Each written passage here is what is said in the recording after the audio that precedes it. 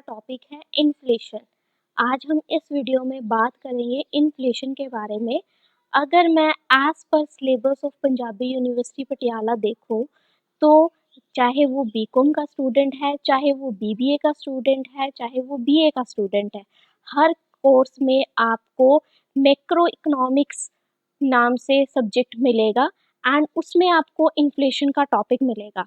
अगर मैं इसके सिलेबस की बात करूँ तो इन्फ्लेशन को लेके मेनली यही पूछा जाता है कि इन्फ्लेशन क्या है, ये कितने टाइप का होता है, इसके क्या कॉजेज़ हैं एंड क्या इसके इफ़ेक्ट्स हैं एंड इसको रिलेट करते हुए कौन सी थ्योरीज दी गई हैं एंड इन्फ्लेशन को कैसे कंट्रोल किया जा सकता है, यानी how to measure, how to control inflation. तो इन सब को लेते हुए आज हमने ये वीडियो फ्रेम की है एंड एक वीडियो में इतनी सारी चीज़ों को कवर कर पाना मुश्किल है। सो आज के वीडियो में हम बेसिकली बात करेंगे मीनिंग्स एंड टाइप्स की, कि इन्फ्लेशन क्या होता है और कितने टाइप्स का होता है। तो जनरली अगर मैं इसके मीनिंग की बात करूं तो आप सभी यही कहेंगे, अगर मैं हिंदी में कहूं इन्फ्लेशन मतलब महंगाई, तो आप क्या कहेंगे, महंगाई में होता है इंक्रीज एंड प्राइजेस। जो प्राइस हैं किसी भी प्रोडक्ट्स के या सर्विसेज के, वो प्राइस जनरली क्या हो जाते हैं, इंक्रीज हो जाते हैं। एंड साथ में क्या होता है, fall in the pricing purchasing value of money. जो मनी की वैल्यू है, जो उसको परचेज करने की जो पावर है, वो क्या हो जाती है, रिड्यूस हो जाती है, कम हो जाती है। सो अब हम इसके मीनिंग से इसे क्लियर करेंगे कि एक्चुअल में इन्फ्लेशन क्या है एंड क्या इसके फीचर्स हैं और ये कितने टाइप्स का होता है। तो सबसे पहले हम मीनिंग देख लेते हैं। तो जनरल सा इसका मीनिंग क्या है कि इन्फ्लेशन एक इकोनॉमिक टर्म है, इसे हम इकोनॉमिक टर्म से डिफाइन करते हैं, जिसमें बेसिकली क्या होता है, किसी भी कंट्री की इकोनॉमी में, उसके इन्वायरमेंट में क्या होता है, गुड्स एंड सर्विसेज के जो प्राइस होते हैं वो राइज अप हो जाते हैं, मतलब इंक्रीज हो जाते हैं। ठीक है, तो अगर आपको जनरली इसका मीनिंग लिखना है तो आप लिख सकते हैं कि किसी भी पर्टिकुलर इकोनॉमी में क्या है, जो गुड्स एंड सर्विसेज के प्राइजेस हैं वो राइज हो रहे हैं, तो ये टर्म क्या है, इन्फ्लेशन है। तो इसके लिए एग्जांपल आप अपने पेरेंट्स से भी ले सकते हैं। तो वो आपको बताएंगे कि कोई भी पर्टिकुलर गुड्स आप वो ले लीजिए, देन उसका आज का प्राइस एंड उस 20 साल पहले का प्राइस अगर आप काउंट करेंगे तो आपको बहुत डिफरेंस नज़र आएगा, हो सकता है उसका प्राइस डबल हो गया हो। तो किसी भी कंज्यूमर गुड का जो प्राइस है, अगर वो डबल हो जाता है नियर अबाउट 20, 30, 40 या 10 ईयर्स में, देन वो क्या है, इन्फ्लेशन है रिगार्डिंग दैट गुड। तो अकॉर्डिंग टू डेफिनेशन अगर मैं देखूं तो सैमुअल्सन क्या कहना है, ये बहुत ही बड़े इकोनॉमिक्स थे, तो इन्होंने जो डेफिनेशन दी है बड़ी ही सिंपल उन्होंने डेफिनेशन दी है कि इन्फ्लेशन डिनोट्स कर रहा है rise in general level of prices. तो प्राइजेस में जो भी चेंजेस आ रहे हैं, चेंजेस का मतलब ऑलवेज आपने यही लगाना है कि प्राइस ऑलवेज इंक्रीज हो रहे हैं। यहाँ पर आप कभी भी डिक्रीज की बात नहीं करेंगे, आप सिर्फ इंक्रीज की बात करेंगे कि जो प्राइजेस हैं वो इंक्रीज हो रहे हैं। देन उसके बाद जो हमारे केन्जियन हैं, उन्होंने जो इन्फ्लेशन का कंसेप्ट दिया है वो एम्प्लॉयमेंट के कंसेप्ट को ध्यान में रखते हुए दिया है, और उनका कहना क्या है कि inflation is the result of excess of aggregate demand over the available aggregate supply. तो जितनी भी हमें एग्रीगेट सप्लाई मार्केट में अवेलेबल है, देन उसके रिगार्डिंग जो डिमांड है, एग्रीगेट डिमांड है वो ज़्यादा है, मतलब एग्रीगेट डिमांड ज़्यादा एंड सप्लाई जो है कम है, देन वो रिजल्ट किसका है, वो इन्फ्लेशन का रिजल्ट है। लेकिन क्या आप इसे प्योर या ट्रू इन्फ्लेशन कहेंगे? अगर मैं एक आपको एग्जांपल दूं, जैसे आपको पता है अभी कोविड-19 चल रहा है, देन कोरोना वायरस एक ऐसा वायरस जो ओवरऑल काफ़ी सारी कंट्रीज़ में फैला हुआ है, देन इसकी वजह से क्या हो रहा है, कहीं ना कहीं बहुत सारी जो गुड्स हैं उनके प्राइस राइज अप हो गए हैं। तो क्या आप इसे इन्फ्लेशन कहेंगे? तो अकॉर्डिंग टू केन्जियन आप इन्फ्लेशन तभी कह सकते हैं जब फुल एम्प्लॉयमेंट होती है। तो ये फुल एम्प्लॉयमेंट क्या होती है, फुल एम्प्लॉयमेंट एक ऐसी सिचुएशन रहती है जिसमें जो ऑल द एम्प्लॉयज रहते हैं वो सारे अपनी मर्जी से अपनी अपनी एबिलिटी के अकॉर्डिंग काम करने के लिए रेडी होते हैं और वो काम कर रहे होते हैं, देन वो सिचुएशन फुल एम्प्लॉयमेंट की सिचुएशन रहती है। एंड देन उसके बाद जो भी प्राइजेस में चेंजेस आते हैं, फॉर एग्जांपल अगर मैं डायग्राम से आपको ड्रॉ करके बताऊं तो सपोज करो कि ये हमारी फुल एम्प्लॉयमेंट की लाइन है, देन इसके बाद प्राइजेस में जो भी गुड्स एंड सर्विसेज रहती हैं उसमें इस पॉइंट के बाद जो जो चेंजेस आए तो वो चेंजेस क्या है, इन्फ्लेशन है। ठीक है, तो ऐसे जो सेम्यूसन थे उन्होंने इसे डिफाइन किया था कि इन्फ्लेशन कब होगा, जब हमारा एग्रीगेट डिमांड ज़्यादा है और सप्लाई जो है, अवेलेबिलिटी ऑफ सप्लाई है वो बहुत कम है, एंड ये सिचुएशन जब फुल एम्प्लॉयमेंट है तब अराइज हो रही है, देन आप उसे इन्फ्लेशन कहेंगे। अब हम इसके फीचर्स देख लेते हैं जिससे हमें ये पता चले कि इन्फ्लेशन एक्चुअल में किस नेचर का है। देन इसमें सबसे पहले आता है आपका लॉन्ग टर्म प्रोसेस। तो जो इन्फ्लेशन रहता है वो लॉन्ग टर्म है, आप इसको शॉर्ट टर्म नहीं कह सकते, ये ऑलवेज लॉन्ग टर्म होता है। सपोज अगर आज किसी गुड्स का जो प्राइस है वो 10 रुपीज़ है एंड कल अगर 12 हो जाता है, देन आप इसको इन्फ्लेशन नहीं कहेंगे, क्योंकि ये हमेशा लॉन्ग टर्म प्रोसेस रहता है। एंड इसमें क्या होता है, इसमें डिसइक्विलिब्रियम रहता है। जैसा कि हमने ऊपर भी देखा कि जो एग्रीगेट डिमांड है वो ज़्यादा है एंड एग्रीगेट सप्लाई है वो कम है, तो इक्विलिब्रियम नहीं है, मतलब बैलेंस नहीं रहता कि जो आपकी डिमांड है और जो आपकी सप्लाई है वो इक्वल रहे या इक्विलिब्रियम क्रिएट करे, तो वैसी सिचुएशन नहीं रहेगी। तो इसमें हमेशा क्या रहता है, डिसइक्विलिब्रियम रहता है। देन इसके बाद इसमें क्या रहता है, इसका जो रिजल्ट है वो स्कार्सिटी लेके आता है। जो प्रोडक्ट्स है, जो भी मार्केट में अवेलेबल है, उसकी कमी हो जाती है।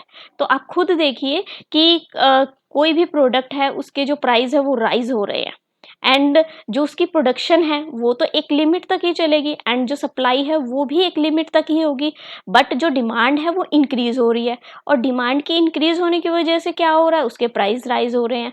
एंड प्रोडक्शन की लिमिट्स की वजह से जो लोग परचेज कर सकते हैं वो तो परचेज करेंगे, देन उसके बाद क्या हो जाएगा, जितना अवेलेबल स्टॉक था वो सारा सेल हो चुका है, देन क्या हो गया, स्कार्सिटी क्रिएट हो गई।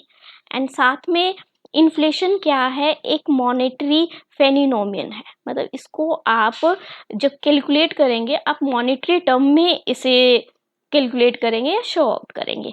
देन उसके बाद जो आपका इन्फ्लेशन है इसको आप साइक्लिक मूवमेंट ऑफ प्राइजेस नहीं कह सकते, मतलब प्राइस के अप एंड डाउन्स को आप इन्फ्लेशन नहीं कह सकते, क्योंकि ऑलवेज जो इन्फ्लेशन रहता है वो राइज इन प्राइस में रहता है। ठीक है, वो कभी भी डिक्रीज इन प्राइस में नहीं रहता है।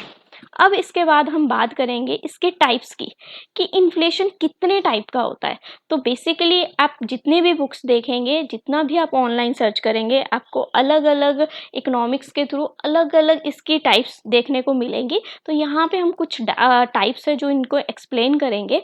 तो पहले हम on the basis of scope और कवरेज के बिहाफ पे से एक्सप्लेन कर लेते हैं। तो कवरेज में क्या है कि इन्फ्लेशन ने कौन सा एरिया है जो कवर किया हुआ है, या इसका कौन सा एरिया स्कोप है, देन उसके अकॉर्डिंग एक आता है आपका कॉम्प्रिहेंसिव और दूसरा आता है आपका स्पॉर्डिक।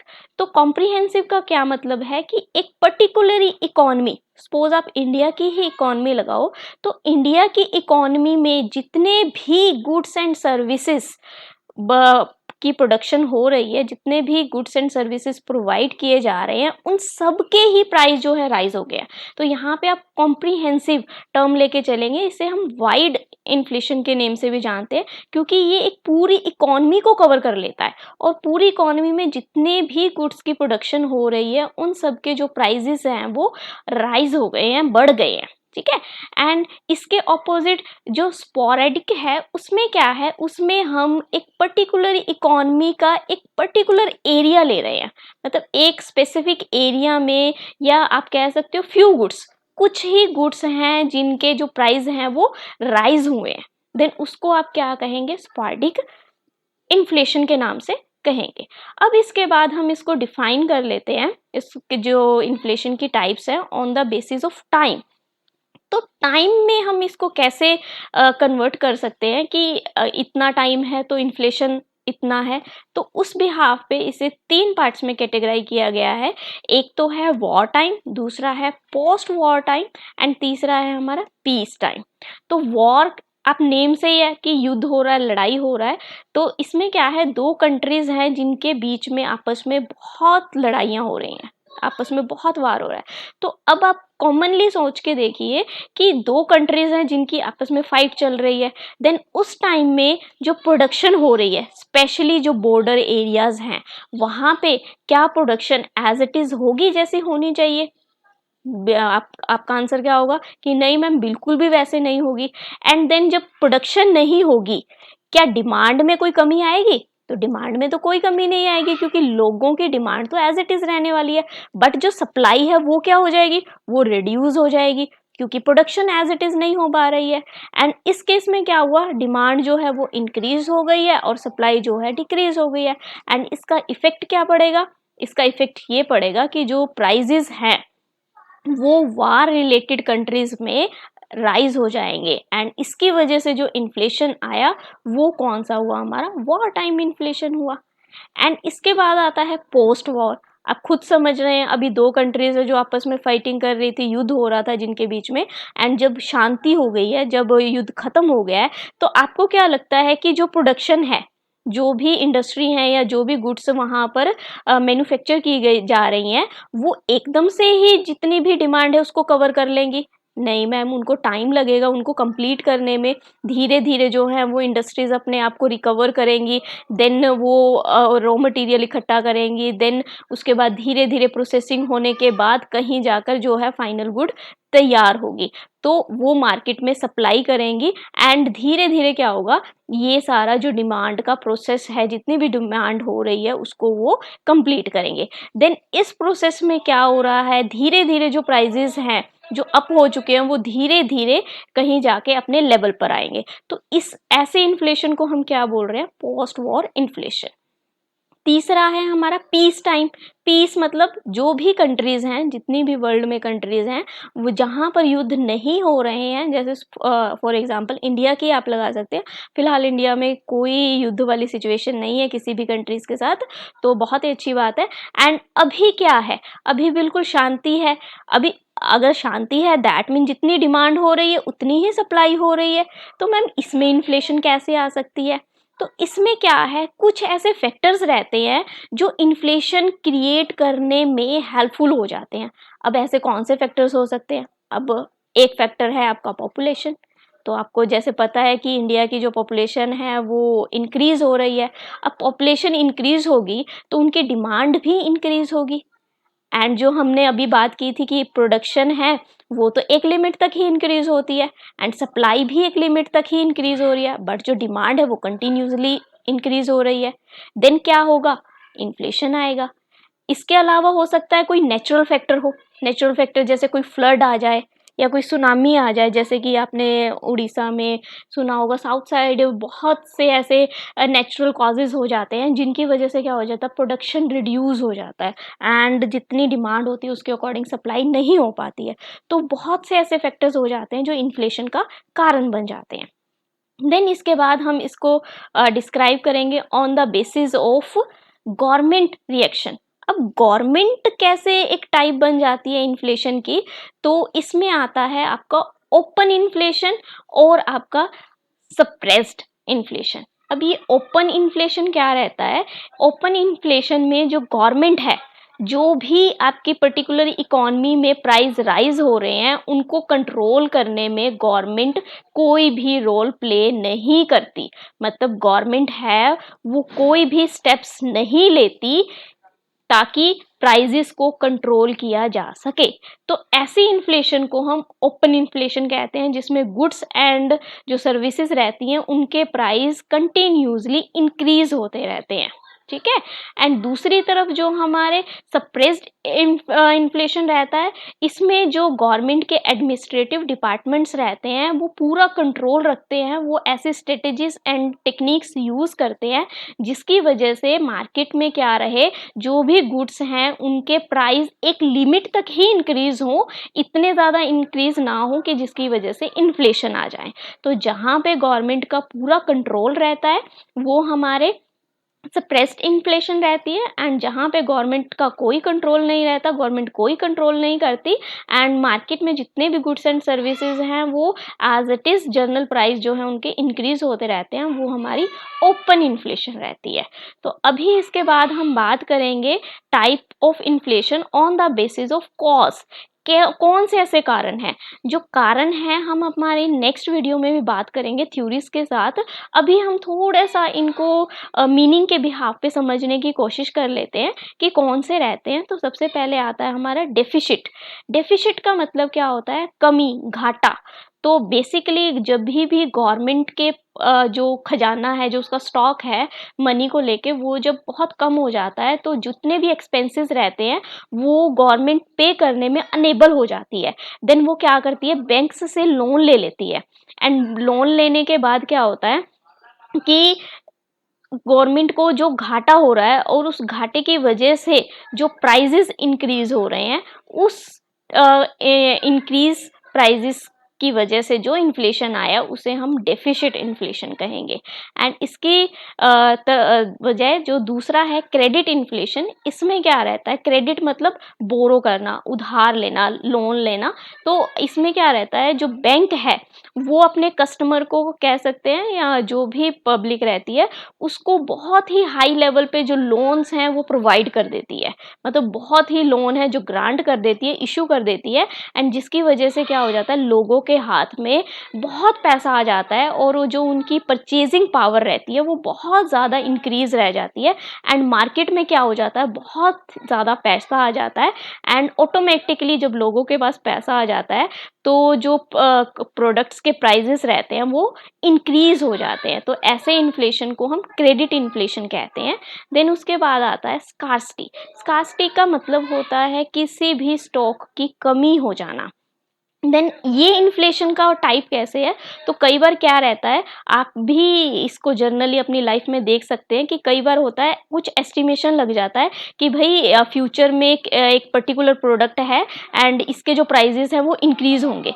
देन क्या हो जाता है कि जो बड़े बड़े इंडस्ट्रियल होते हैं या जो बड़े बड़े कॉन्ट्रैक्टर होते हैं वो उस प्रोडक्ट को लेकर स्टॉक कर लेते हैं, एंड स्टॉक करने के बाद क्या होता है कि डिमांड तो एज इट इज मार्केट में चल रही है, बट जो सप्लाई है, जो डिमांड को कंप्लीट करने के लिए प्रोवाइड की जा रही थी, उस सप्लाई में से जो पार्ट कंज्यूमर के पास जाना चाहिए था वो कहाँ पे चला जाता है, वो गोडाउन्स में चला जाता है। देन इसके बाद क्या हो जाता है, मार्केट में बहुत कमी आ जाती है, एंड इस सिचुएशन में क्या होता है, इस सिचुएशन का जो रिजल्ट होता है वो होता है कि प्राइस जो है वो राइज हो जाते हैं, एंड देन वो इंडस्ट्री क्या करते हैं, उसको मार्केट में हाई प्राइस के ऊपर सेल कर देते हैं। तो इस तरीके से जो डिमांड है वो कंप्लीट करने की कोशिश की जाती है, बट हाई प्राइसेस होने की वजह से ये स्कार्सिटी इन्फ्लेशन बन जाता है। देन इसके बाद आता है प्रॉफिट इन्फ्लेशन। अब प्रॉफिट से आप खुद ही सोच पा रहे होंगे कि भाई किसी का फायदा है एंड फायदे की वजह से इन्फ्लेशन हुआ।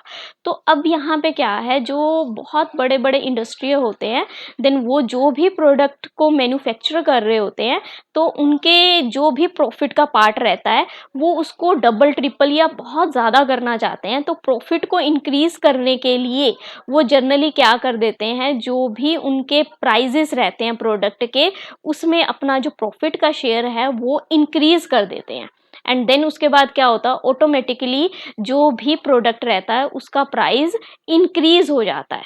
तो ऐसे इन प्राइस से इंक्रीज होने से कौन सा इन्फ्लेशन आता है, हमारा प्रॉफिट इन्फ्लेशन आता है। देन इसके बाद है टैक्स इन्फ्लेशन। तो टैक्स से भी आप समझ पा रहे होंगे कि भाई गवर्नमेंट को क्या ज़रूरत है कि टैक्स इंक्रीज करने की, क्योंकि गवर्नमेंट ही टैक्स लगाती है, टैक्स लगाती है। एंड देन अगर आप देखें तो हर एक गुड एंड सर्विसेज के ऊपर जो है जीएसटी पे करना पड़ता है, एंड जो जीएसटी है वो गवर्नमेंट सिलेक्ट करती है कि कितना उसे कौन सी गुड के ऊपर लगाना है। एंड देन क्या होता है कि आप सपोज करो कि किसी प्रोडक्ट के ऊपर जो है 5% जीएसटी लग रहा है, ठीक है, और गवर्नमेंट ने क्या किया, अपनी इनकम या कह सकते हो कि जितना भी एक्सपेंडिचर हो रहा है या जो जीडीपी है उसको कंट्रोल करने के लिए कोई किसी भी स्ट्रेटेजी में या कोई भी प्रोग्राम है उसको कैरी ऑन करने के लिए इसको इंक्रीज कर दिया, इंक्रीज करके उसने डायरेक्ट इसको 12% कर दिया। तो अभी क्या हुआ, अब बताओ इसकी वजह से क्या प्राइस में कोई चेंज आएगा?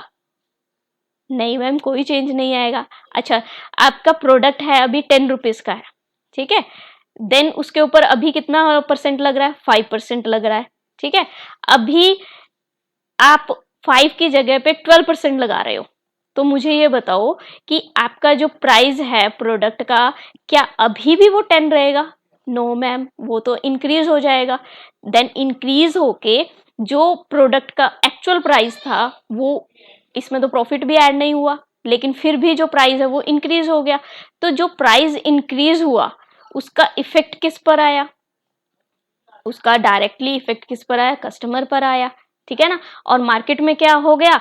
मार्केट में उसका प्राइस राइज हो गया, एंड ऐसे इन्फ्लेशन को हम क्या कह रहे हैं? टैक्स इन्फ्लेशन कह रहे हैं, ठीक है। ये पॉपुलेशन इन्फ्लेशन हम पहले ही डिस्कस कर चुके हैं कि पॉपुलेशन की वजह से, पॉपुलेशन के इंक्रीज होने की वजह से जो इन्फ्लेशन आता है उसको हम पॉपुलेशन इन्फ्लेशन कहते हैं। क्योंकि जब किसी कंट्री की पॉपुलेशन इंक्रीज होती है देन उसकी वजह से क्या होता है? डिमांड भी इंक्रीज हो जाती है, एंड जो हमारी प्रोडक्शन रहती है वो एक लिमिट तक ही इंक्रीज हो सकती है, एंड सप्लाई भी उसके अकॉर्डिंग ही हो सकती है। सो इसकी वजह से क्या हो जाता है? मार्केट में डिमांड ज़्यादा है, सप्लाई कम है, एंड ऑटोमेटिकली क्या करना पड़ जाता है? प्राइजेस को राइज करना पड़ जाता है। तो ऐसे जो पॉपुलेशन इन्फ्लेशन है वो भी एक कारण बन जाता है, एंड ऑल्सो एक टाइप बन जाता है इन्फ्लेशन की। एंड उसके बाद demand pull inflation and cost push inflation बहुत ही इंपॉर्टेंट है दोनों, क्योंकि इनके रिगार्डिंग थ्योरीज भी दी गई हैं। नेक्स्ट वीडियो में हम इसको डिटेल से पढ़ेंगे, अभी सिर्फ आप इनके मीनिंग देख लीजिए। मीनिंग से ही आपको क्लियर हो जाएगा कि डिमांड पुल इन्फ्लेशन, डिमांड को पुल किया जा रहा है, क्योंकि इसमें डिमांड को पुल किया जाता है ताकि जो एग्रीगेट डिमांड है वो ज़्यादा हो जाए एग्रीगेट सप्लाई से। जो इस तरीके की इन्फ्लेशन है वो अराइज होती है जब हमारा जो रियल ग्रोस डोमेस्टिक प्रोडक्ट है वो राइज हो जाता है, और जो हमारी अनएम्प्लॉयमेंट है वो फॉल डाउन हो जाती है। तो रियल डोमेस्टिक प्रोडक्ट आप सब जानते ही हैं इसके बारे में, एंड जब ये राइज हो रहा है एंड जो हमारी अनएम्प्लॉयमेंट है वो फॉल हो जाती है, तब जो है डिमांड पुल इन्फ्लेशन राइज होती है। देन लास्ट में हम बात कर रहे हैं हमारी लास्ट बट नॉट लीस्ट, क्योंकि इसके अलावा भी बहुत सारी टाइप्स हैं, तो कॉस्ट पुश इन्फ्लेशन। तो यहाँ पे पुश किया जा रहा है, किसे पुश किया जा रहा है? कॉस्ट को पुश किया जा रहा है। तो आप सबको आई थिंक पता है कि हमारे फैक्टर ऑफ प्रोडक्शन कौन से होते हैं, तो फटाफट से बता दीजिए फैक्टर ऑफ प्रोडक्शन हमारे कौन कौन से हैं। तो आप बोलेंगे मैम ये तो सिंपल सा ही क्वेश्चन है, land, labour, capital and entrepreneur. तो ये हमारे 4 फैक्टर्स रहते हैं। तो जब इनकी कॉस्ट जो है वो इंक्रीज हो जाती है, तो सपोज करो कि आपकी जो लेबर लगी हुई है वो आपसे ज़्यादा अमाउंट मांग रही है एज अ वेजेस, देन इस केस में क्या हो रहा है? आप जो भी मैन्युफैक्चर कर रहे हैं प्रोडक्ट, तो उस प्रोडक्ट की जो भी आपकी कॉस्ट पड़ रही थी, अब उसमें क्या रहेगा? उसमें आपको प्लस करना पड़ेगा आपके जो फैक्टर ऑफ प्रोडक्शन की कॉस्ट है वो भी। देन उसके बाद क्या हो जाएगा? ऑटोमेटिकली जो भी आपका प्रोडक्ट है उसका जो ओरिजिनल प्राइस है वो भी इंक्रीज हो जाएगा। देन ऐसे जो हमारे को प्राइस में चेंज आया, इन्फ्लेशन आया, उसे हम कॉस्ट पुश इन्फ्लेशन कहते हैं। आई होप सो आप सबको समझ आ रहा है। देन इसके बाद हम बात करेंगे on the basis of people's expectations. जो लोगों की उम्मीदें हैं उससे हम 2 कैटेगरीज में डिफाइन कर लेते हैं। एक रहता है हमारा एंटीसिपेटेड। तो एंटीसिपेटेड इन्फ्लेशन में हम क्या बात करेंगे कि इसमें कुछ जो मेजॉरिटी रहती है लोगों की, मेजॉरिटी ऑफ पीपल्स हैं, वो पहले से ही प्रोडक्ट कर लेते हैं। आपने देखा ना, कई लोग बहुत पहले ही प्रोडक्ट कर लेते हैं, भाई वो जो प्रोडक्ट है उसकी कॉस्ट इंक्रीज होगी, या एस्टिमेशन लगा लेते हैं, गेस लगा लेते हैं। देन ऐसे जो प्रोडक्ट्स में चेंजेस आते हैं, जो प्रोडक्ट्स के जो प्राइजेस हैं वो राइज हो जाते हैं, ऐसी इन्फ्लेशन को हम एंटीसिपेटेड इन्फ्लेशन कहते हैं। ठीक है। एंड जो अनएंटिसिपेटेड है, जो अन लग गया, दैट मीन वो उसका बिल्कुल ही ऑपोजिट है। इसमें कोई भी जो है एक्सपेक्टेशंस नहीं की जाती हैं, इनमें कोई भी प्रोडक्ट नहीं किया जाता है एंड ये रेगुलर बेसिस पे नहीं होता है, क्योंकि एंटिसिपेटेड जो है वो रेगुलर बेसिस पे होता है। जो हमारी जनरल प्रोडक्ट्स रहते हैं उनके प्राइजेस में जो धीरे धीरे चेंज आता है। फॉर एग्जाम्पल आप ब्रेड का एग्जाम्पल ले सकते हो कि इसका जो प्राइस है, या व्हीट का एग्जाम्पल ले सकते हो, धीरे धीरे स्लोली स्लोली इंक्रीज होता है, चेंज आता है। तो ये हमारी डेली रूटीन की गुड्स रहती हैं जिन्हें हम एंटिसिपेटेड इन्फ्लेशन में इंक्लूड कर सकते हैं। बट जो अनएंटिसिपेटेड इन्फ्लेशन रहता है इसमें हमारी जनरल गुड्स नहीं आती हैं एंड ये अनएक्सपेक्टेड होता है। ये कभी भी कोई भी इसमें चेंज आ जाता है, ठीक है। प्राइजेस जो हैं वो ऑटोमेटिकली राइज हो जाते हैं। देन उसके बाद on the basis of rate, तो नेक्स्ट टाइप जो है इन्फ्लेशन की उसे हम डिस्क्राइब कर सकते हैं on the basis of rate. तो रेट में हमने कैसे इसको डिस्क्राइब किया है, इसको हमने creeping, walking, running and hyper. तो आई थिंक नेम से ही आपको कुछ लग रहा होगा, आइडिया हो रहा होगा। तो वैसे ही टाइप की ये इन्फ्लेशन है। तो क्रीपिंग में क्या हो रहा है कि जो प्राइस राइज हो रहे हैं वो बहुत ही स्लो रेट पर राइज हो रहे हैं। मतलब अगर मैं एनुअली इसका इंक्रीमेंट आपको बताऊं तो वो 3% या 3% से कम ही प्राइस में चेंज आता है। मतलब सपोज करो अगर किसी प्रोडक्ट का प्राइस 10 रुपीज है, देन अगर मैं 1 ईयर के बाद उसके प्राइस में चेंज देखूं तो वो प्राइस में जो चेंज है वो या तो 3% रहेगा या 3% से कम रहेगा, ठीक है। तो ऐसे जो चेंजेस हैं उसे हम क्रीपिंग इन्फ्लेशन कहते हैं। एंड देन इसके बाद आता है वॉकिंग। वॉकिंग क्या है, ये क्रीपिंग इन्फ्लेशन से थोड़ा सा फास्ट होता है, क्योंकि इसका जो रेट रहता है वो 3% से लेके 10% के बीच में रहता है। तो अगर एनुअली बेसिस पे किसी भी इकोनॉमी में आप किसी भी प्रोडक्ट के प्राइस में अगर चेंज देखेंगे तो वो चेंज आपको 3% से लेके 10% के बीच में दिखाई देगा। तो आपका पिछले साल का कोई भी प्रोडक्ट उठा के देखिए एंड इस ईयर में अगर आप उसको परचेज कर रहे हैं, देन आप कंपेयर करके देख सकते हैं कि उसके प्राइस में कितना चेंज आ रहा है। अगर वो चेंज आपका 3% से कम है, दैन मीन वो क्रीपिंग इन्फ्लेशन में आ रहा है। अगर उसका जो चेंज है वो 3% से लेके 10% के बीच में है, दैट मीन वो वॉकिंग इन्फ्लेशन में आ रहा है। अब रनिंग में क्या हो रहा है, वो थोड़ा सा भाग रहा है। मतलब वॉकिंग से थोड़ा सा उसका स्पीड जो है वो फास्ट है, क्योंकि इसमें जो रेट रहता है वो 10% टू 20% रहता है। मतलब गुड्स जो भी मैन्युफैक्चर हुई हैं उनका जो भी प्राइस सिलेक्ट हुआ है with in a specific time, वो एनुअली भी हो सकता है, टू एनुअली भी हो सकता है एंड ज़्यादा भी टाइम हो सकता है, वो डिपेंड करता है। एंड देन उसमें जो प्राइस में चेंजेस आ रहे हैं वो 10 से लेके 20% के चेंजेस आ रहे हैं। देन आप इसे क्या कहेंगे, आप इसे रनिंग इन्फ्लेशन कहेंगे। देन लास्ट में आता है हाइपर। तो हाइपर नेम से ही आपको क्लियर होगा कि बड़ी ही स्पीड से जो है इसका जो रेट है वो चेंज हो जाता है। तो कई बार जो इसका रेट रहता है वो 100% भी रह सकता है, कई बार 100 रह जाता है, कई बार 200 हो जाता है, कई बार 500 का चेंजेस आ जाता है। बहुत से आपको ऐसे प्रोडक्ट्स मिलेंगे जिसमें जो चेंजेस हैं प्राइस को लेके वो बड़ी ही स्पीडली जो है इंक्रीज हो जाते हैं, ठीक है। इसे आप इस डायग्राम के थ्रू भी समझने की कोशिश कर सकते हैं कि यहाँ पे मैंने ईयर्स ले लिया कि कितने ईयर्स में चेंज आ रहा है, एंड यहाँ पे हमने प्राइस राइज ले लिया कि प्राइस कितना राइज हो रहा है, कि किसी भी प्रोडक्ट का जो प्राइस है पहले 10 था, फिर 20 हुआ, फिर 30 हुआ, फिर 40 हुआ, ऐसे उसमें एवरी स्पेसिफिक टाइम के बाद चेंजेस आ रहे हैं। देन क्रीपिंग में क्या है, देखो सबसे कम चेंज, बड़ा ही स्लो स्पीड के साथ इसमें चेंज आता है। देन वॉकिंग में उससे थोड़ा सा स्पीड ज़्यादा रहती है, एंड रनिंग में वॉकिंग से भी ज़्यादा स्पीड रहती है। एंड हाइपर में क्या हो रहा है, आप स्टार्टिंग में देखो कि जैसे जैसे जो टाइम पीरियड है वो क्रॉस कर रहा है, वैसे वैसे ही उसका जो प्राइस है वो डबल ट्रिपल होते हुए जा रहा है, ठीक है। तो आप देख सकते हैं इस डायग्राम के थ्रू आप समझने की कोशिश कर सकते हैं कि कैसे जो है रेट के बिहाफ पे हम इन्फ्लेशन को कैटेगराइज कर सकते हैं, ठीक है। देन इसके बाद आपके लिए एक क्वेश्चन, आई होप सो आपको वीडियो समझ आई होगी कि इन्फ्लेशन क्या है, वो उसके फीचर्स क्या हैं और कितनी कैटेगरीज में हम उसको डिवाइड कर सकते हैं, कितने टाइप्स की इन्फ्लेशन होती है। देन एक क्वेश्चन सॉल्व करिए, ट्राई करिए एंड कमेंट बॉक्स में मुझे आंसर ज़रूर भेजिएगा। क्वेश्चन है आपका, in which situation no steps are taken to control prices. Prices को कंट्रोल करने के लिए कौन सी ऐसी सिचुएशन है जहां पर कोई स्टेप नहीं लिया जाता? तो वो ओपन इन्फ्लेशन है, क्रीपिंग इन्फ्लेशन है, या पोस्ट वॉर इन्फ्लेशन है, या कॉम्प्रिहेंसिव इन्फ्लेशन है। अगर दिमाग में नहीं आ रहा तो एक बार दोबारा से वीडियो देखिए एंड देन आंसर करिए। Thank you very much.